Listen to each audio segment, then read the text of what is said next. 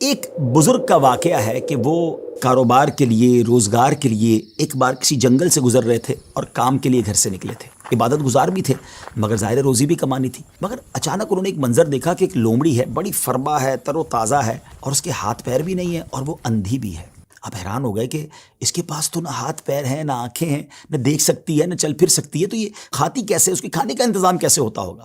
اسی شش و پنج میں تھے، آپ بیٹھ گئے۔ اچانک آپ نے دیکھا کہ زمین شک ہوئی اور دو پیالے نکلے، ایک شہد کا اور ایک دودھ کا۔ مگر آپ پھر سوچنے لگے کہ یہ پیالے تک پہنچے گی کیسے؟ اب کیا ہوا کہ تھوڑی دیر بعد انہوں نے دیکھا کہ قریب پہاڑ سے ایک سفید چہرے والے نورانی بزرگ وہ اوپر سے تشریف لائے اور اپنے ہاتھوں سے لومڑی کو یہ دونوں پیالے پلائے۔ پھر پیالے زمین کے اندر چلے گئے اور وہ بزرگ واپس جانے لگے۔ تو یہ جو عبادت گزار شخص تھے، بزرگ تھے، یہ دوڑے اور جا کر ان کا دامن تھام لیا کہ حضور آپ تعارف تو کروائیں، آپ کون ہیں اور آپ کیوں یہ آئے تھے اس لومڑی کو یہ کھانا کھلانے؟ تو انہوں نے کہا کہ میں اللہ کے فرشتوں میں سے ایک فرشتہ ہوں اور میری ایک ڈیوٹی ہے کہ میں صبح و شام یہاں پر آؤں اور اس لومڑی کو اپنے ہاتھوں سے جو غذا ہے وہ کھلاؤں۔ ان بزرگ کی تو جس کو کہنا کہ طبیعت ہی چینج ہو گئی کہ جو رب اس لومڑی کو اس حالت میں بھی روزانہ رزق دے سکتا ہے تو وہ تو مجھے بھی رزق دے گا، مجھے کیا ضرورت ہے کام کاج کے لیے تکلیف اٹھانے کی؟ آپ جنگل میں چلے گئے اور اللہ کی عبادت میں مصروف ہو گئے، کئی دن عبادت کی، 7 دن ہو گئے مگر کچھ کھانے کو نہ ملا، بھوک سے برا حال ہو گیا۔ اللہ کی بارگاہ میں فریاد کی، میرے مالک مجھے بھی تو کوئی لقمہ غذا عطا فرما، اب بھوک برداشت کرنے کی طاقت نہیں ہے، یا میری روح قبض کر لے۔ اللہ کی طرف سے یہ ارشاد ہوا، یہ پیغام ملا کہ اے میرے بندے اپنے ہاتھ سے کماؤ، کسب حلال کرنا ہے، کوشش کرنی ہے، خود بھی کماؤ اور محتاجوں کو بھی کھلاؤ۔ جب اللہ کریم کی طرف سے یہ حکم ملا تو پھر ان بزرگ نے کیا کیا؟ پہاڑ سے اتر گئے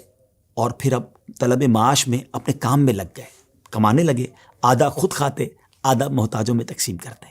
اس واقعے سے سیکھنے کو یہ ملا کہ یہ دنیا عالم اسباب ہے، توکل یہ نہیں ہے کہ بندہ گھر میں بیٹھ جائے کہ بس اللہ روزی دے گا۔ یقیناً رب روزی دینے والا ہے مگر اسی نے اس دنیا میں اسباب بنائے ہیں اور ہمیں اپنے ہاتھ سے کام کرنے کا بھی حکم دیا گیا ہے، تو کوشش کرنی ہے۔ ہاں، کوشش کر کے جو اسباب اختیار کیے اسی کو سب کچھ نہ سمجھیں کہ چونکہ میری دکان ہے اس لیے مجھے رزق ملتا ہے، نہیں، رزق جو ہے وہ رب عز و جل ہی عطا فرمانے والا ہے، رازق وہی ہے، بھروسہ اس پر ہو، اسباب پر نہیں۔ لیکن توکل کو اس طرح نہ سمجھے کوئی کہ جناب اب کچھ کرنے کی ضرورت نہیں ہے۔ ایک بار ایک صحابی رسول نبی پاک علیہ الصلوۃ والسلام کی بارگاہ میں آئے اور عرض کی کہ حضور میرے ساتھ اونٹ بھی ہے، کیا میں اس کو باندھ کر اللہ پر بھروسہ کروں یا ایسے ہی چھوڑ کر رب پر توکل کروں؟ تو نبی پاک علیہ الصلوۃ والسلام نے بڑا کمال کا ارشاد فرمایا کہ پہلے اس کو باندھو اور پھر رب پر بھروسہ کرو۔ تو ناظرین، ایکچول تعریف توکل کی یہ ہے کہ ہمیں اسباب اختیار کرنے ہیں مگر خالق اسباب پر بھروسہ کرنا ہے۔ تو امید ہے کہ بہت ساری باتیں سمجھ آ گئی ہوگی۔ وہ رب سب کو رزق دیتا ہے، وہ ہمیں بھی دے گا۔